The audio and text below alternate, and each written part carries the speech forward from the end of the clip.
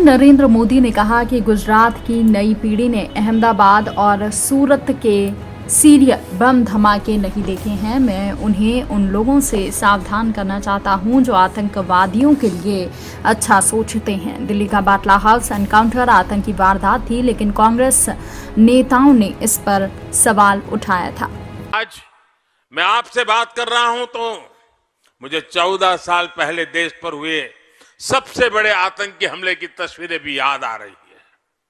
मुंबई पर पाकिस्तान से आए जिन आतंकवादियों ने हमला किया था वो इस समय भी चल रहा था।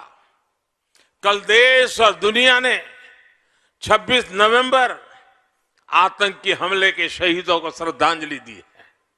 साथियों, मुंबई में जो हुआ वो आतंकी पराकाष्ठा थी, लेकिन हमारा गुजरात भी लंबे समय तक आतंक के निशाने पर रहा है। सूरत हो, अहमदाबाद हो, इन शहरों में सीरियल बम धमाकों में बहुत से गुजरात के मेरे भाई बहन मारे गए थे।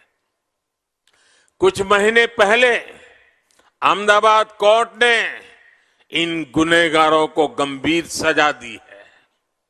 गुजरात चाहता था कि आतंक का ये खेल खत्म होना चाहिए।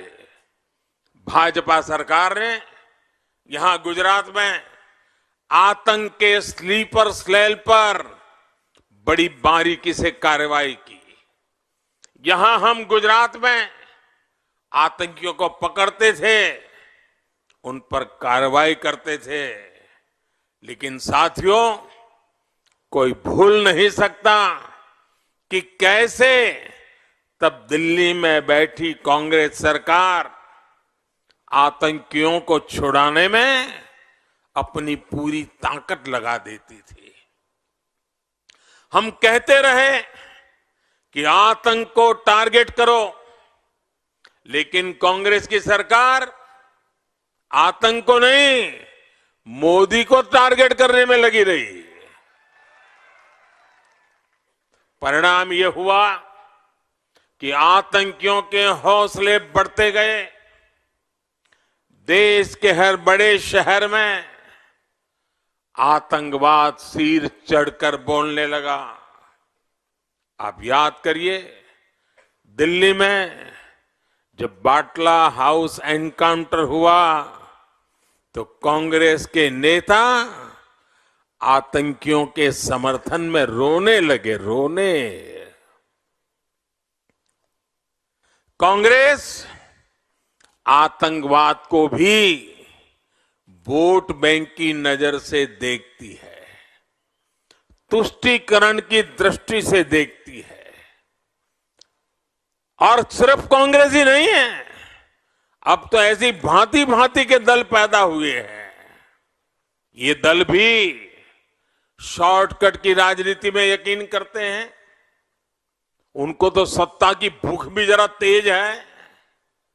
वो वोट बैंक की राजनीति करने पर उतारू है, अपीजमेंट, तुष्टीकरण के पॉलिटिक्स में इंटरेस्टेड है।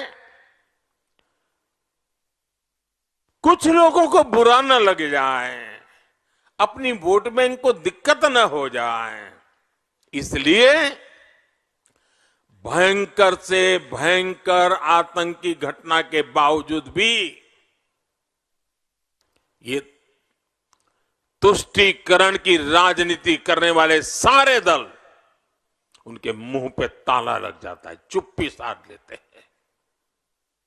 इतना ही नहीं, जब कोर्ट के अंदर मामले चलते हैं तो पिछले दरवाजे से उन्हीं से मिले हुए लोग आतंकवादियों की पैरवी करने के लिए कोर्ट के दरवाजे तक पहुंच जाते हैं। भाइयों बहनों, ऐसे दलों से गुजरात को, देश को बहुत सतर्क रहने की जरूरत है।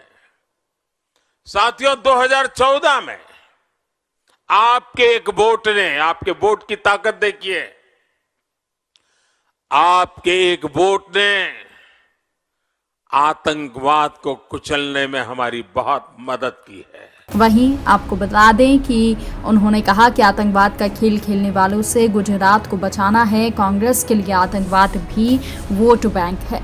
मोदी सूरत में रविवार रात को एक जनसभा को संबोधित कर रहे थे। इसके पहले मोदी ने पाटीदारों के गढ़ सूरत में एयरपोर्ट से अब्रामा ग्राउंड तक रोड शो किया। इस दौरान उन्होंने कई जगह कार से बाहर निकलकर लोगों का अभिवादन किया। रविवार को गुजरात पहुंचे पीएम ने नेत्रंग और खेड़ा में 2 रैलियां की। खेड़ा की चुनावी सभा में उन्होंने कहा कि गुजरात लंबे समय से आतंकवाद के निशाने पर रहा है। गुजरात के लोग सूरत और अहमदाबाद में विस्फोटों में मारे गए थे। तब कांग्रेस केंद्र में थी। हमने उनसे आतंकवाद को निशाना बनाने को कहा, लेकिन उन्होंने इसके बजाय मुझे निशाना बनाया। उनके शासन में देश में आतंकवाद चरम पर था।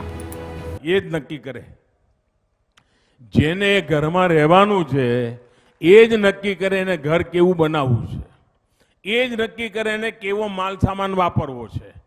એને અને કોઈ પોતાનું ઘર ખરાબ બનાવે જ નહીં। બનાવે ભાઈ? કોઈ પોતાનું ઘર ખરાબ બનાવે? આપણે એના પર ભરોસો કરવાનો કે ના હોય? અમે તમારા પર ભરોસો કરો ને તમે ભાજપ પર ભરોસો કરો। આ તો આપણું કામ છે। એટલે આપણે નિયમો બદલી નાખ્યા। નિયમો બદલી નાખ્યા કે ભાઈ જેને ઘર આપવાનું છે એક તો સાચા માણસને મળવું જોઈએ, બીજું પૈસા સીધા એના બેંક ખાતામાં નાખો ભાઈ, વચ્ચે કોઈ વચેટીઓ નહીં, કાકા મામા વાળી વાત જ નહીં। અને આપણે સીધા એના ખાતામાં પૈસા નાખીએ। ડિઝાઇન એ બનાવે ભાઈ, કહ્યું ભાઈ તમારે ફોટો પાડીને આટલું કામ થાય, ફોટો પાડીને અમને બતાવી દેવાનો, પછી આટલું કામ થાય ફોટો પાડીને બતાવી દેવાનું, બીજા પૈસા આવી જાય। માલ ક્યાંથી લાવ્યો છે એનું બિલ બતાવી દેવાનું। સાહેબ, આ દેશના ગરીબ માણસે ઈમાનદારીથી કામ કર્યું। 3 કરોડ કરતા વધારે ઘર લોકોના બની ગયા। જે ફૂટપાથ પર રહેતા હતા, ઝોપડીમાં રહેતા હતા, એ પાકા ઘરમાં રહેતા થઈ ગયા ભાઈઓ। અને ઘર બનાવવાનું કામ કેન્દ્ર સરકારની યોજના, ગુજરાતના ગરીબો 10 લાખથી વધારે પાકા ઘર, 10 લાખ એકલા ગુજરાતમાં ભાઈઓ, અને એમાંથી 7 લાખ ઘર તો બનીને લોકો રહેવા ગયા। આ વખતે દિવાળી એમણે નવા ઘરમાં કરી ભાઈઓ। અમારા આદિવાસી વિસ્તારમાં, આપણા વિસ્તારમાં પણ આ પીએમ આવાસ યોજના અંતર્ગત લગભગ 20,000 ઘર બન્યા છે। આપણા પટ્ટામાં જ ખાલી 20,000 ગરીબ પરિવારોને પાકા મજબૂત ઘર મળી ગયા।